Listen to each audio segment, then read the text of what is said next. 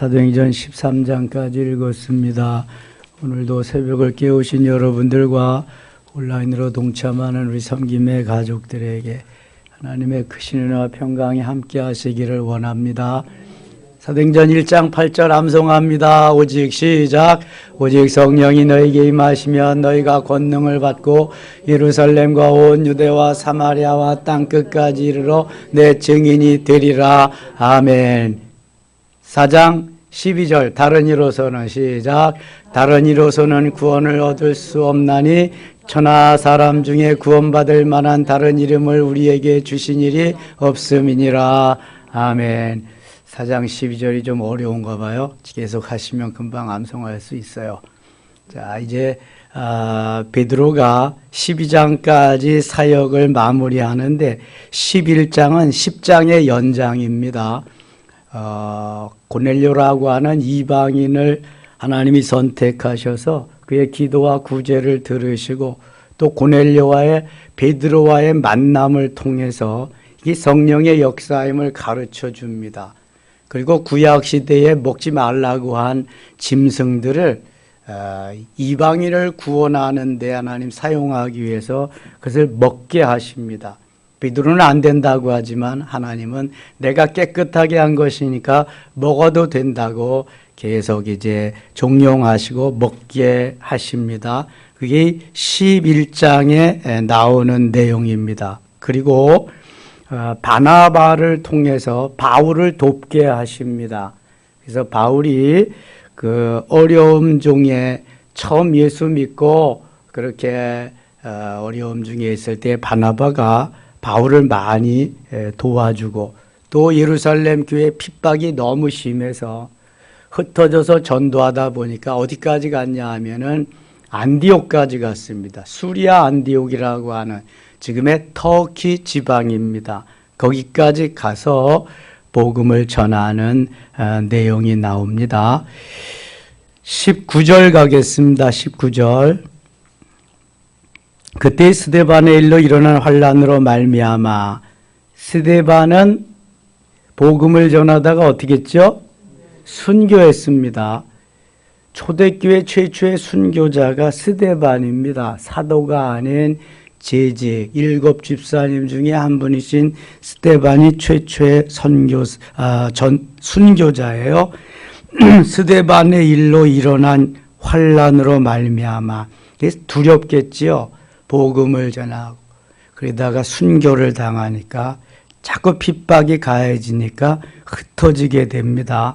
흩어진 자들이 베니게와 구브로와 안디옥까지 이르러 유대인에게만 말씀을 전하는데 그 중에 구브로와 구레네 몇 사람이 안디옥에 이르러 헬라인에게도 말하여 주 예수를 전파하니 어려움 속에서도 흩어져서 계속 복음을 전파하는 거예요. 21절 같이 읽겠습니다. 21절. 주의 손이 그들과 함께 하심에 수많은 사람들이 믿고 주께 돌아오더라. 아멘.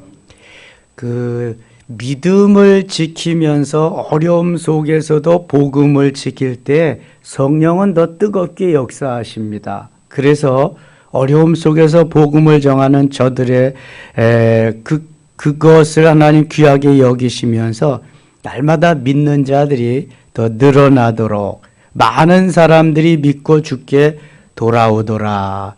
많은 사람이 믿고 주께 돌아온다. 이것은 초대교회의 강력한 성령의 역사였습니다.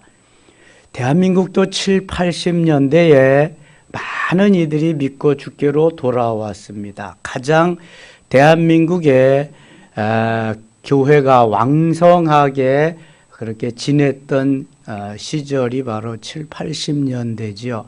6, 7, 80년대. 근데 너무 그 성장, 부흥, 숫자 늘리는 데만 초점을 맞추다가 보니까 그만 부실해지고 말았어요. 거품도 생기고. 그래서 그 거품이 빠지다 보니까 오늘날 이런 현상이 일어나는 것입니다. 너희가 믿을 때 성령을 받았느냐? 바울과 같이 목회를 해야 되는데 그만 고넬료와 같이 그저 믿음으로 그냥 말씀으로 그냥 이렇게만 하다가 그런 것만 줘서 성령이 정말 역사하시는 그런 걸 도외시했기 때문에 성령이 없는 건 껍데기지요. 껍데기는 다 이제 불에 타는 것입니다. 그러니까 오늘날 여기 현상까지 온 것입니다. 정말 중요한 건 겉사람이 아닙니다. 육체는 흙으로 돌아가는 건 중요한 건 속사람입니다. 영혼입니다. 성령이 거하시는 것이 영혼이지 육체가 아닙니다. 사도 바울이 에베소 교회에 가서 너희가 믿을 때 성령을 받았느냐 물어본 것은 저들에게 엄청난 도전이었습니다. 우리는 성령이 있는 것을 듣지도 못했다 그럽니다.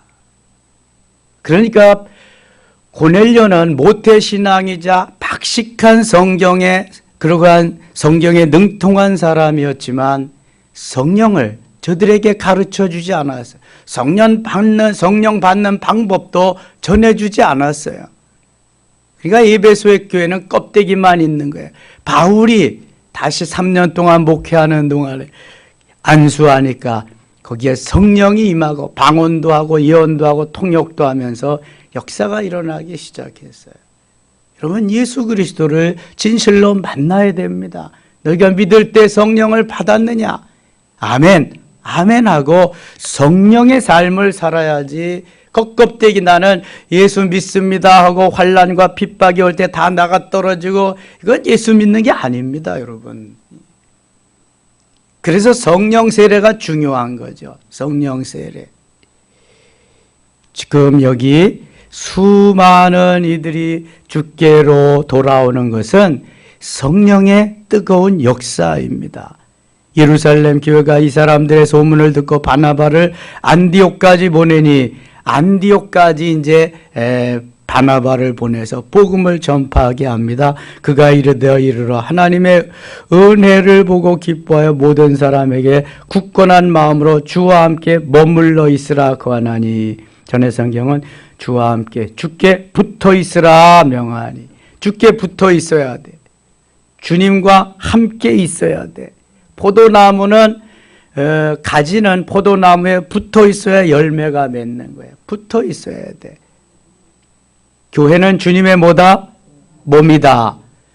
교회의 머리는 누구시다? 예수 그리스도시다. 우리는 뭐다? 지체다. 어디에 붙어 있는 지체예요? 몸에 붙어 있는 지체입니다. 그러니까 우리 이 육체를 한번 보자고요. 몸은 교회예요, 교회. 머리는 예수님이에요. 그리고 여기 붙어있는 팔다리 이런 거는 우리들이란 말이죠. 야, 팔다리 이런 지체들은 몸에 붙어있지 아니하면 어떻게 되는 거예요? 못 쓰는 거예요, 이거는요. 아무런 있어야 할 필요가 없는 거예요. 붙어있지 않으면. 똑같은 거예요. 여기에 붙어 있어야 돼. 붙어 있어야 돼. 그래서 뭐 흩어지는 교회 뭐 온라인으로도 할 수 있다. 웃기지 말라 그래. 이게 주님의 몸된 교회에 붙어 있어야 되는 거예요. 붙어 있어야 돼. 주님이 그러면 그런 말씀 하시지 않을 거야. 붙어 있어서 함께 열매도 맺고 함께 주의 사역을 해 나가야지 교회가 왕성하게. 그래서 또 안디옥에 가서도 핍박이 있으니까 교회가 이루어지는 거야. 안디옥 교회. 안디옥 교회가 그러니까 예루살렘 교회에서 흩어져 가서 핍박을 견디면서 세운 교회가 안디옥 교회예요. 이 안디옥 교회는 최초의 선교사를 파송하는 엄청난 역사가 일어나는 교회가 됩니다. 바울과 바나바를 이제 보내죠. 이게 13장에 나오는 것입니다. 다시 24절 갑니다. 24절. 바나바는 착한 사람이요 성령과 믿음이 충만한 사람이라 이에 큰 무리가 주께 더하여지더라. 큰 무리가 주께 더하여진다. 바나바가 사울을 찾으러 다소에 가서 만남에 이 다소가 사울의 고향입니다. 고향. 가서 만나는 거예요. 예수 믿고 예수님을 만났는데 핍박이 심하니까 이제 고향에 가 있는데 바나바가 가서 다시 바울을 만납니다. 사울이 바울이죠. 만남에 안디옥에 데리고 와서 둘이 교회에 1년간 모여 있어 큰 무리를 가르쳤고 제자들이 안디옥에서 비로소 그리스도인이라 일컬음을 받게 되었더라. 그리스도인이란 그리스도의 사람, 그러니까 예수 믿는 사람이라는 거예요. 이게 안디옥에서 별명으로 붙여진 이름이거든요. 예수쟁이란 말이죠. 그냥 쉽게 말해서 저 사람들 예수쟁이 그러한 말인데, 이제 이게 안디옥에서부터 시작되어서 오늘날까지 이르러서 그리스도인이다, 크리스찬이다, 예수 믿는 사람이다, 이렇게 붙여진 거예요. 어느 교회에서부터 시작됐다? 안디옥 교회에서부터 시작됐다. 안디옥에서부터 시작된 말이 그리스도인이다, 크리스찬이다, 이거 보게 됩니다. 그때 선지자들이 예루살렘에서 안디옥에 이르니 그 중에 아가보로 아는 사람이 일어나 성령으로 말하되 천하에 큰 흉년이 들리라 하더니 글라우디오 때에 그렇게 되니라. 예언자지요. 이거 아가보라는 사람 12장 갑니다. 12장에 엄청난 교회 핍박이 옵니다. 스데반이 순교한 이후에 두 번째 순교자가 12장에서 나옵니다. 그때 헤롯 왕이 손을 들어 교회 중에서 몇 사람을 해하려 하여, 헤롯 왕은 분봉왕입니다. 유대 나라는 그 당시에 로마의 지배를 받았기 때문에 분봉왕으로 헤롯이 와서 다스리죠. 예수님이 돌아가실 때에 그 총독 빌라도가 헤롯 왕과 함께 이렇게 같이 다스렸죠. 2절, 요한의 형제 야고보를 칼로 죽이니. 요한의 형제, 요한과 야고보는 본래 전직이 뭐였어요? 어부 출신입니다. 어부였습니다. 그런데 야고보와 요한은 그 어머니가 예수님 앞에 청탁을 하러 옵니다. 예수님, 한 자리 우리 아들들이 좀 좌우편에 앉게 해주세요. 치맛바람을 날리면서. 그러니까 이 자리는 내가 줄 자리가 아니다. 너희들이 내가 주는 잔을 마실 수 있느냐 합니다. 그러니까 마실 수 있습니다. 무슨 주스잔인지 알고 커피잔인지 알고. 예수님이 또 그러시죠. 너희가 이 잔을 마시려니와. 이 주는 자리는, 앉는 자리는 내가 줄 것이 아니라 하나님께서 주시는 것이다, 이렇게 말씀합니다. 이 잔을 마시려니와. 그래서 그 고난의 잔, 죽음의 잔을 야고보가 마십니다. 요한은 할 일이 더 많이 있기 때문에 살려두셔서 요한복음도 기록하고 요한 1, 2, 3서도 기록하고 요한계시록도 기록하게 합니다. 밤모섬에서 유배되어 가지고 하늘의 신비한 사건을 보면서 그 형제가 야고보입니다. 야고보를 하나님이 먼저 데리고 가십니다. 야고보를 되게 사랑하셨나 봐요. 빨리 보고 싶으셨던 것 같아. 여러분, 우리들이 혹시 빨리 졸지에 죽임을 당했다, 예수 믿지 않고 그렇게 죽임을 당하면은 너무 애통한 것이지만, 예수 믿고 정말 주님의 신부로서 가면은 이렇게 생각하면 됩니다. 더 좋은 나라에 이민 가게 하셨다. 주님이 너무 그 신부가 보고 싶으셔서 빨리 부르셨다. 같이 놀고 같이 쉬고 함께 있고 싶어 하셔서. 아멘입니까? 그러면은 훨씬 더 좋지요. 마음도 평안해지고. 좋은 데 가셨는데 하물며 인생을 살 만큼 사셔서 하나님 앞에 가시는 것은 너무 귀한 일입니다. 복된 일입니다. 그래서 때가 돼서 하나님이 부르신다 그러면 아멘 주 예수여 오시옵소서. 너무 더울 때도 말고 너무 추울 때도 말고 봄 가을 좋은 날씨에 데려가시옵소서. 제가 신부로 그 주님의 신랑 되신 주님 맞으면서 혼인식장에 갑니다. 주님 감사합니다. 이렇게 준비를 하고 있어야 돼요. 언제든지. 그래야 울고불고 안 하고, 그래야 평안하게 기쁨으로 천국 이민 가는 건데, 내가 신랑 되시는 주님과 영원히 함께 놀고 먹고 마시고 같이 있기 위해서 가는 건데. 아멘이죠? 이렇게 살아야 돼. 그래야 그리스도의 기쁨이 있는 거지.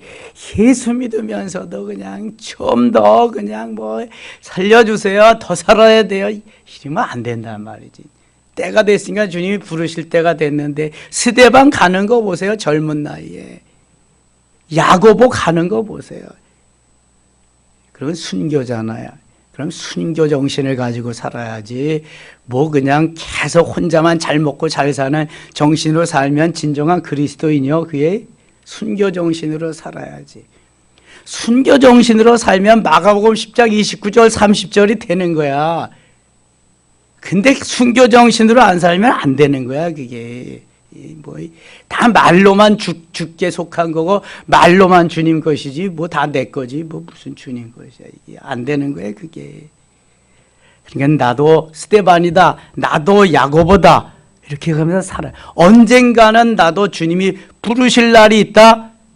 그것이 언젠가는 뭐 지금이라도 나는 야고보로 살겠다, 나는 스데반으로 살겠다. 둘 중에 하나잖아요. 목회자는 야고보 계열에 가는 거고 평신도는 스데반 계열에 가는 거고 다 해당되는 거야 이게.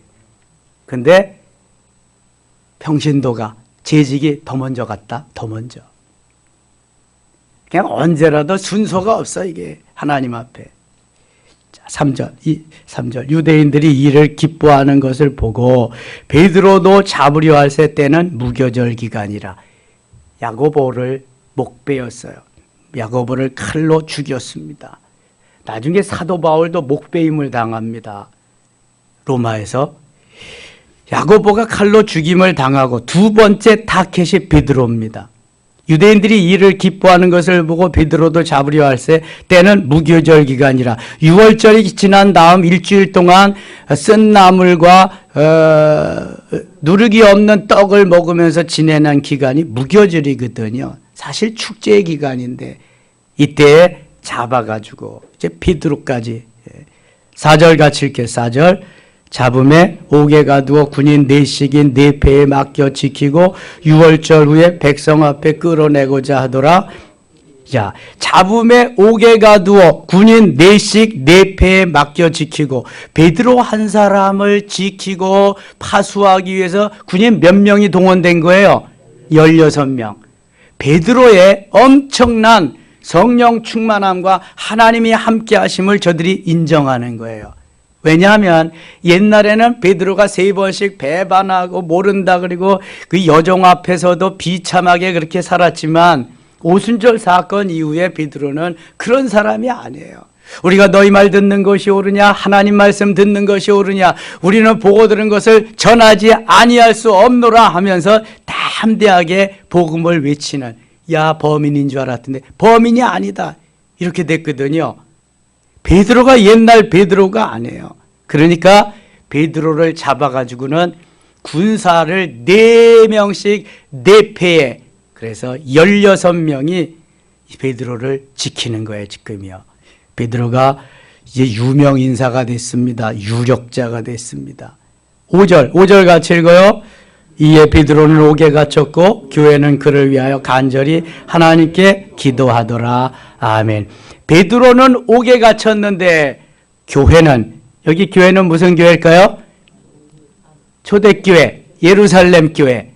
이거 지금 요 전에는 박해를 받아가지고 흩어졌던 사람들이 안디옥에 가서 교회를 하나 세웠지만 아직도 예루살렘 교회를 지키면서 거기에서 복음을 전하는 사람들이 있었는데 역시 베드로도 거기에 있었습니다. 조금 지나가면 알아요 그게. 자, 여기 베드로는 옥에 갇혔고 교회는 그를 위하여, 누구를 위하여? 베드로를 위하여 간절히 하나님께 기도하더라. 베드로는 지금 옥에 갇혔어요. 그래서 교회가 지도자를 잃었잖아요. 하나님, 우리 지도자, 우리 목사님 베드로 사도 추록시켜 주세요. 베드로 사도님 다시금 감옥에서 나오게 해주세요. 간절히 기도하는 거예요. 저는 박조준 목사님이 왜 밀반출 사건으로 감옥에 갔을 때 그 영락교회 한경직 목사님 기념관에서 제가 그때 신대원 준비하면서 공부하고 있었거든요. 거기 아주 잘 되어 있습니다. 그리고 시간 나는 대로 기도실에 가보고 또 예배당에 가보고 그러는데 그 기도실이 아마 이것만 할 거예요. 기도하는 사람이 항상 있습니다. 한 10여 명씩. 그리고 정말 그때 처음에 그 옥에 갇히고 그랬을 때는 그 큰 예배당에서 많은 사람들이 모여서 매일 기도하고 그냥 집회하고 그랬습니다. 사실 외화 밀반출 사건은 전두환이가 붙여서 죄목을 정해놓은 거지 밀반출 사건 안 했어요. 영락교회에서 박조준 목사님이 그 전두환 그 하늘을 나는 새도 떨어지는 그 정권 속에서 민주주의를 하려면은 민주인사들 다 석방시키고 민주주의를 해야지 다 가둬놓고 이게 민주주의냐 그냥 막 설교할 때 메시지 막 전하는 거예요. 강하게. 요새 그런 목사들 없죠. 그래서 이제 전광훈이 같은 사람 말고 그런 사람은 그는 좀 격이 떨어지잖아. 격이. 근데 박조준 목사님은요 아주 점잖게 아주 성경적으로 중종 요원들이 쫙 깔려 있는데도 그러니까 얼마나 눈에 가시겠어요. 그래서 해외 집회 나가는데 딱 가서 공항에서 검거해 가다가 죄목은 외화 밀반출이야. 외화 밀반출 안 했습니다. 영락교회 교인들이 매일 기도하고 그랬다. 이 베드로가 워낙 능력이 있고 권세가 있고 하나님의 나라를 확장시키는데 큰 사람이잖아요. 그래서 잡아다 옥에 가뒀어요. 교회가 예루살렘 교회가 초대교회가 간절히 베드로의 추록을 위해서 기도했습니다. 어떤 일이 일어나나 보세요. 참 기도가 신기한 겁니다. 헤롯이 잡아내려고 하는 그 전날 밤에 베드로가 두 군인 틈에서 두 쇠사슬에 매어 누워 자는데 파수꾼들이 문 밖에서 옥을 지키더니 아니 두 군사가 두 양쪽에서 팔을 잡고 이렇게 베드로를 지키고 있는데 베드로는 거기에서 편안히 잠자는 거야. 옛날 베드로가 불안해서 떨고 어찌할 바를 모르고 감옥 속에 들어가면 그럴 거 아니에요. 또 때로는 원망스럽기도 하지. 내가 주를 위해서 복음을 위해서 했는데 왜 이런 일이 생기냐 이거. 그럴 수도 있는데 베드로는 살아도 주를 위하여 죽어도 주를 위하여 감옥에서도 주를 위하여 나와서도 주를 위하여 그러니까 피곤해가 자는 거야. 잠은요 마음이 평안해야 잠이 오는 거예요. 여러분 걱정 근심이 있고 뒷골이 땡기고 이렇게 그냥 머리에서 쥐가 나고 그러면 잠 와요 안 와요? 잠 안 와요 그때는요. 이게 베드로가 옥에 갇혔지만 얼마나 평안한 상태인가를 알 수 있는 다 하나님 앞에 맡긴 거야. 베드로는 다 하나님께 맡기시기 바랍니다. 잡혀서도 거기서 부자연스럽지만 잠이 드는 거예요. 베드로는 옥에 갇혔고 교회는 그를 위해 간절히 기도하는데 거기에서 누워 자는데 파수꾼들이 문 밖에서 옥을 지키는데 7절 같이 읽어요. 호련히 주의 사자가 나타나 옥중에 광채가 빛나 또 베드로의 옆구리를 쳐 깨워 이르되 급히 일어나라 하니 쇠사슬이 그 손에서 벗어지더라. 아멘. 베드로는 지금 뭐하고 있어요? 잠자고 있습니다. 교회는 예루살렘 교회는 뭐하고 있어요? 기도하고 있습니다. 무슨 기도야? 이런 걸 무슨 기도라 그래? 중보의 기도라 그래. 중보의 기도. 나를 아닌 이웃을 위해서 다른 사람을 위해서 나라와 민족을 위해서 하나님의 나라가 이 땅에 임하기 위해서 기도하는 게 중보의 기도예요. 베드로는 피곤해서 평안한 마음으로 잠자고 있어요. 군사들 틈에서. 근데 교회가 그를 위해서 기도하고 있습니다. 이거하고 비슷한 상황이 사도행전 16장 바울과 실라가 빌립보 감옥에 갇혔을 때의 일이 있습니다. 그때는 바울과 신라는 복음 전하는 전도자이기 때문에 교회가 없잖아요. 그러니까 자신이 바울과 신라가 기도하고 찬송하고 기도하고 그리는데 역사가 일어납니다. 그러니까 중보의 기도든 본인이 기도든 기도는 너무 중요하다. 기도는 하나님이 들으신다. 기도할 때 기적이 일어나는 줄 믿습니다. 기도 시간에 복을 주시네. 기도 시간에 복을 주시는 거예요.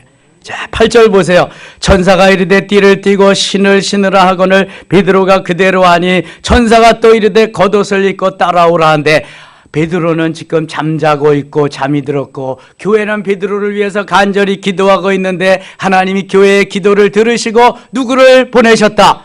천사를 보내서 천사를 보내서 베드로 일어나라, 깨라, 일어나라. 천사가 겉옷을 입고 따라오라.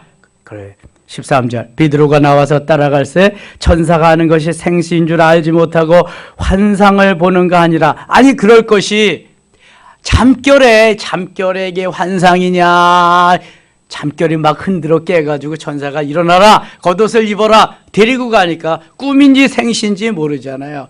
어떨 때 기도하다가 환상 중에 쫙 성령 충만해서 가다가 보면은 이게 지금 어떻게 내가 살았냐 죽었냐 꿈이냐 허벅지도 꼬집어보고 그럴 때 없나요? 이게 성령의 역사가 강하게 일어나면은요 꿈인지 생시인지 모르는 거예요. 내가 이게 살았는지 죽었는지 잘 모르는 거예요. 이거 베드로가 지금 그러한 환경의 상태에 처해 있습니다. 환상을 보는 거 아니라 10절 같이 읽어요. 이에 첫째와 둘째 파수를 지나 시내로 통한 쇠문에 이르니 문이 저절로 열리는지라 나와서 한 거리를 지나 천사가 곧 떠나더라. 여러분 감옥은 문이 2중 3중으로 되어 있습니다. 그리고 파수꾼들이 보초병들이 다 지킵니다. 그런데 감옥문에 갈 때마다 문이 어떻게 됐어요? 열렸어. 어떻게 열렸어요? 저절로 열려서. 저절로. 누가 열어주시는 거예요? 하나님이 열어요. 저절로 열리도록. 그럼 파수꾼들은, 다 지키고 있는 파수꾼들은 볼까요? 못 볼 거예요? 봐도 안 보여. 하나님이 파수꾼들의, 보초병들의 눈을 다 가려주신 거예요. 눈뜬 장님 되게 하시는 거예요. 눈뜬 장님. 신기하죠? 여러분 이게 기도의 위력이요. 기도의 위력. 나는 잘 모르지만 성령은 다 듣고 계시고 보고 계시고 역사하고 계시는 줄 믿습니다. 그래서 요한계시록 5장 8절에 내가 기도할 때 성령께서 천사를 보내서 내 기도가 너무 귀중하기 때문에 금향로, 금대접에다가 내 기도를 다 담아요. 그리고 천사가 오르락 내리락 부지런히 일을 합니다. 요한계시록 5장 8절, 8장 3절 4절에 그게 나옵니다. 얼마나 신기한지 몰라. 우리가 기도하면 그냥 다 날아가고 없어지는 것 같은데 절대로 그렇지 않아요. 기도할 때 천사들이 쫙 포진합니다. 그리고 너무 귀중해서 금그릇에다만 기도를 담습니다. 금그릇에만. 그래가지고 그것을 하나님 보좌 앞 금단에 갖다가 쫙 펼칩니다. 내가 본 지옥과 천국, 신성정 목사님이 쓰신 거에 보면은 천국에 가면 기도의 산이 있다잖아요. 찬송의 산이 있다잖아요. 내가 쌓은 기도의 산, 내가 드린 찬양의 산, 내가 한 봉사의 산, 쫙 그것들이 있대요. 기도의 시간은 헛된 시간이 아닌 줄 믿습니다. 기도의 시간은 응답받는 시간이요 천사가 동원되는 시간인 줄 믿습니다. 내가 기도하지 않아도 누군가 중보의 기도를 통해서도 이렇게 역사가 일어나는데 내가 본인이 기도하면 하나님 얼마나 또 더 기뻐하실까. 기도는 중보의 기도든 본인의 기도든 해야 된다. 반드시 해야 된다. 호흡이기 때문에 해야 된다. 천사가 할 일을 다 하고 떠났어요. 자,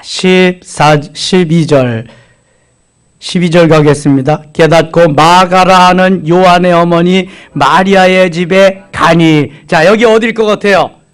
마가의 다락방. 사도행전 1장에서 나오는 마가의 다락방, 2장의 역사가 일어난 오순절 사건의 주 장소 마가의 다락방에. 여기 마가라고 하는 말은 유대식 히브리식 이름이고요. 요한이라는 말은 헬라식 이름입니다. 그냥 마가라고도 해도 되고 요한이라고 해도 되는데 요한은 따로 사도 요한도 있고 세례 요한도, 그러니까 주로 우리가 마가의 다락방이라 이렇게 말하는 거야. 때로는 함께 불러서 마가 요한의 다락방이다 이러기도 하고요. 마가나 요한이나 동인 이명입니다. 마가 유대식이다, 요한 헬라식이다 이렇게 생각하면 되겠습니다. 깨닫고 마가라 하는 요한의 어머니 마리아의 집에 가니 여러 사람이 거기에 모여 기도하고 있더라. 무슨 기도했어요 이 사람들이? 중보의 기도. 누구를 위해서? 베드로의 추록을 위해서 중보의 기도를 했어요. 희한한 일이 이제 벌어집니다. 베드로가 대문을 두드린데 로데라는 여자아이가 영접하러 나왔다가 베드로의 음성인 줄 알고 기뻐하여 문을 미처 열지 못하고 달려들어가 말하되 베드로가 대문 밖에 섰더라 하니, 로데라고 하는 그러한 여자아이가 문을 두드리니까 나와서 문을 열어주려고 하는데 베드로야 깜짝 놀라서 문도 열어주지 않고 그냥 들어가서 기도하는 사람들에게 베드로다, 베드로 사도가 왔다 그러는 거예요. 그랬더니 뭐라 그러나 보세요. 15절 같이 읽어요. 15절. 그들이 말하되 내가 미쳤다 하나. 자, 그들이 말하되 내가 미쳤다 하나. 베드로는 지금 어디 있어야 돼? 감옥에 있어야 돼. 근데 이 여자아이는 지금 베드로가 어디 있다고 그래? 대문 밖에 와 있다 그러는 거야. 자, 그러니까 기도를 하고도 너무 엄청난 응답은 믿어진다, 안 믿어진다? 안 믿어지는 거야, 이게. 내가 기도하고도 안 믿어진다니까. 너무 엄청난 사건이라. 그러니까 우리가 기도 응답의 확신을 가지고 기도를 해야 돼. 기도 응답의 확신을 가지고. 적어도 구원의 확신이 있어야 되고요. 죄사함의 확신이 있어야 되고요. 기도 응답의 확신이 있어야 되고요. 동행의 확신이. 이거 네 가지 확신을 가지고 살아야 돼. 그래야 기도해 놓고 베드로가 왔다 그러면 아멘! 우리의 기도가 응답됐다! 그럴 텐데 너 미쳤어. 너 지금 엉뚱한 걸 본 거야. 그러는 거야. 다시 보세요. 15절. 15절이 맞나? 맞아. 그들이 말하되 네가 미쳤다 하나. 여자아이는 힘써 말하되 참말이라 하니. 나 봤다는 거지. 참말이라 하니. 그들이 말하되 그러면 그의 천사라 하더라. 한술 더 떠요. 그러면 내가 본 건 베드로의 천사가 온 거야. 베드로는 옥에 있는데 야 이런 군사들이 얼마나 많이 지키고 헤롯이 그놈이 그냥 놔둘 놈이냐? 지금 이러고 있다니까. 기도하고도. 여러분 어때요? 나는 믿지 못해도 주님은 일하시는 거야. 내가 여기서 기도하면 주님은 저쪽에서 기도하신다. 내가 동쪽에서 일하면 주님은 서쪽에서 일하신다. 내가 남쪽에서 기도하면 주님은 북쪽에서 일하신다. 할렐루야. 기도해야 돼요. 그래서 기도하면 힘이 없어. 능력이 없어. 기도 안 하면 이루어짐이 없어. 기도해야 돼.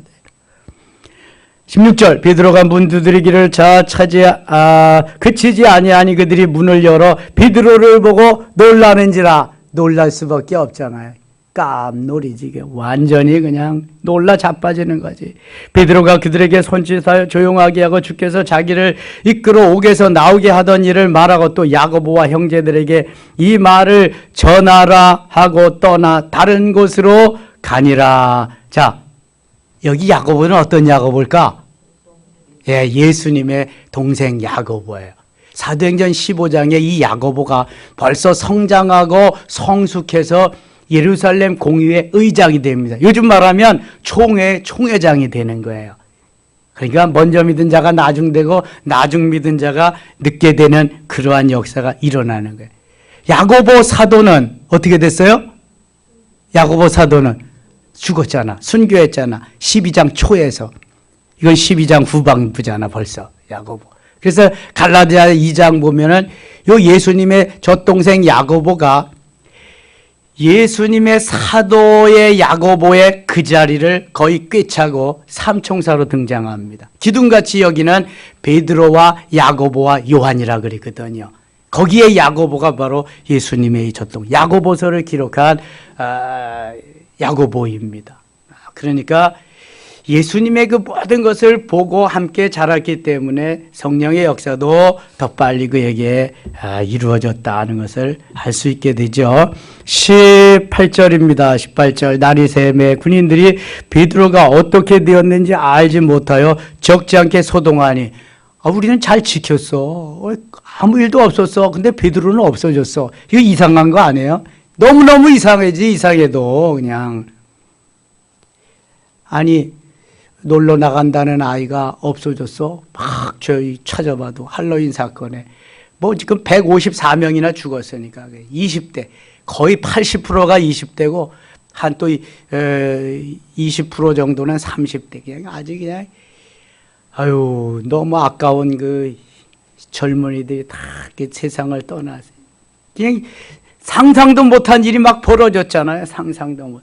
세상에도 상상하지 못할 일이 벌어지고 우리 주님 안에서도 이렇게 상상하지 못할 일이 벌어지는데 이거는 생명이다, 절망이다, 그냥 소망이다, 그냥 멸망이다. 이게 극렬하게 바뀌어져, 극렬하게. 우리는 이러한 주 안에서 상상하지 못할 일이 엄청나게 벌어지게 하실 줄 믿습니다. 이게 주님이 하시는 일이에요, 주님이. 이런 기쁨과 소망도 없이 어떻게 예수 믿냐고. 예, 믿어야지.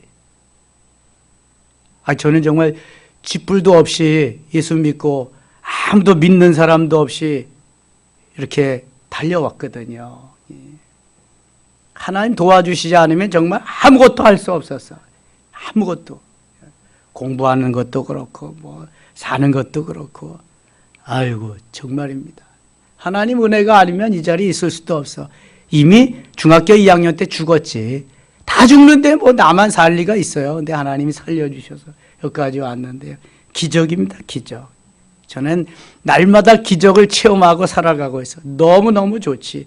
그러니까 생명 걸고 할 수 있는 거지. 그렇지 않으면 생명 걸고 할 수 있겠어요. 이거 못하지. 헤롯이 이제 드디어 죽습니다. 헤롯은 하나님과 상관없이 산 사람이요. 이 모든 역사를 보고도. 자, 23절, 21절 보세요. 21절. 헤롯이 나를 택하여 왕복을 입고 단상에 앉아 백성에게 연설하니 백성들이 크게 이르되 이것은 신의 소리여 사람의 소리가 아니라 하거늘 신의 소리여 사람의 소리가 아니다. 그러면 야 이놈들아 무슨 내가 신이냐 나도 사람이야 그래야 되잖아. 베드로같이. 그런데 뭐라 그래요? 헤롯이 영광을 하나님께로 돌리지 아니하므로. 그러니까 그래 내가 신이다 이렇게 나니까 하나님이 영광을 받으셨는데 헤롯이 대신 받으니까 주의 사자가 고치니 벌레에게 먹혀 죽으니라. 자기가 신 같은 하나님 같은 존재가 되어버렸으니까 하나님이 없애버리셨어요. 전에 성경은 충이 먹어 죽으니라. 여러분 영광은 누구에게요? 하나님께. 모든 영광 하나님께 모든 영광 하나님께 모든 영광 하나님께 모든 영광은 하나님께 돌려야 할 줄 믿습니다. 오늘이 무슨 날인지 아세요, 여러분? 10월 마지막 날. 무슨 날인지 아세요? 종교개혁일. 마틴 루터가 1517년 10월 31일 종교개혁한 날이에요. 505주년 되는 날. 500주년 때 제 아들과 며느리가 학교다 휴강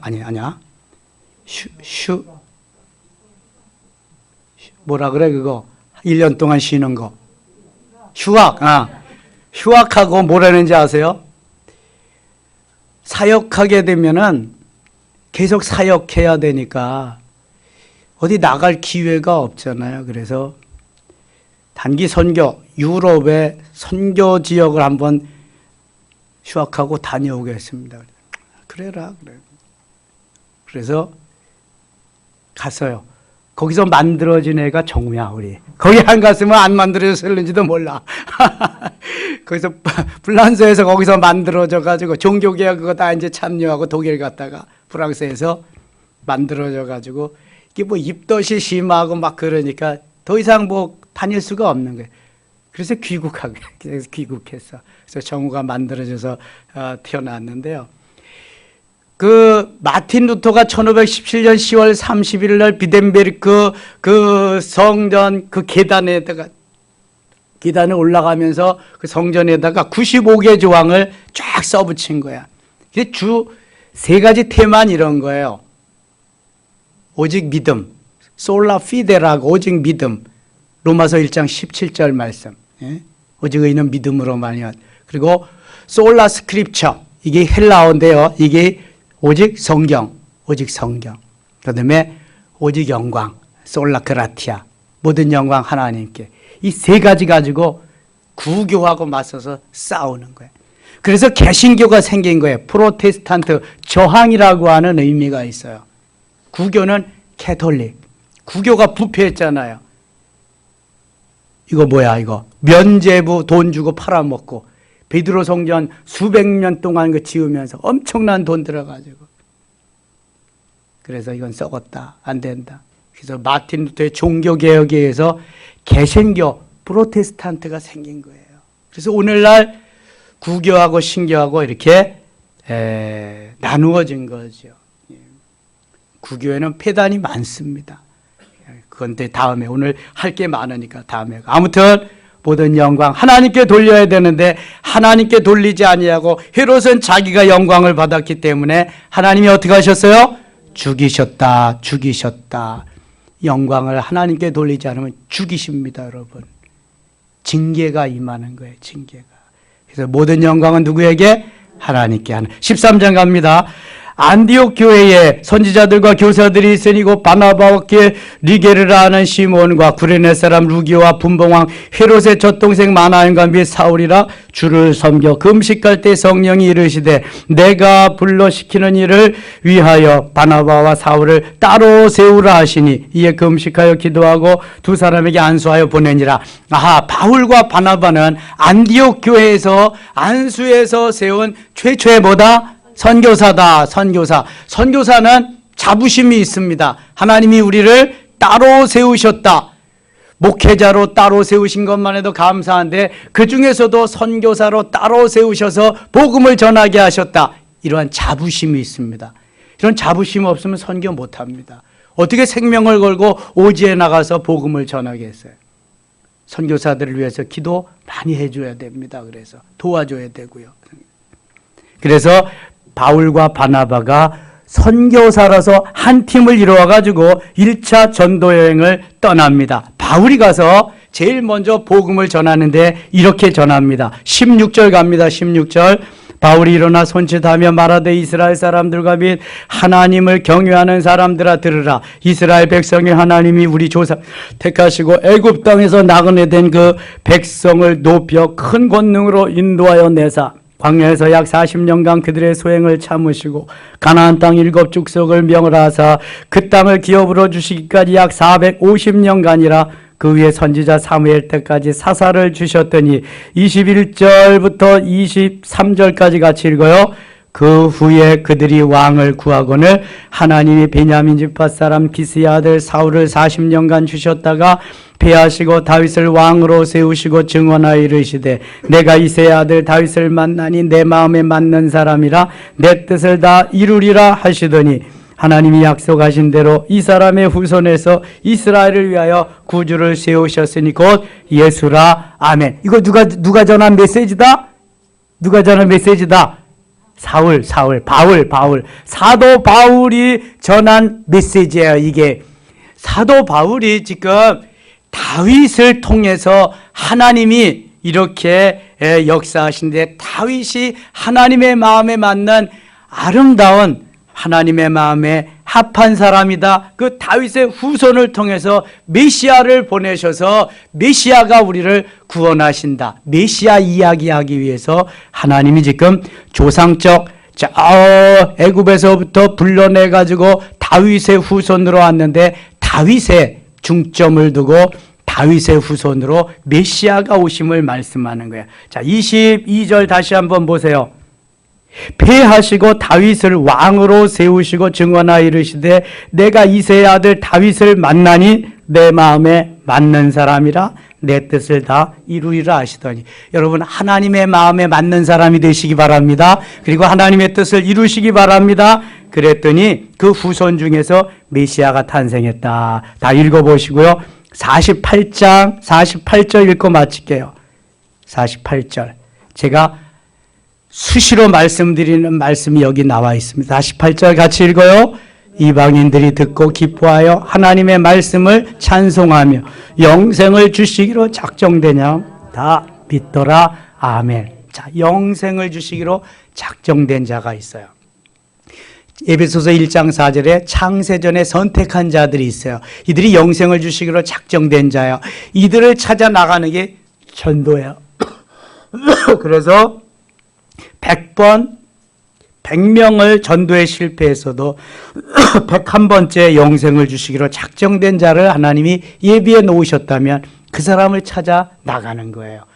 실패도 있고 여러 가지 핍박과 환난도 있고 어려움도 있지만 이 사람을 찾아 나가는 거야.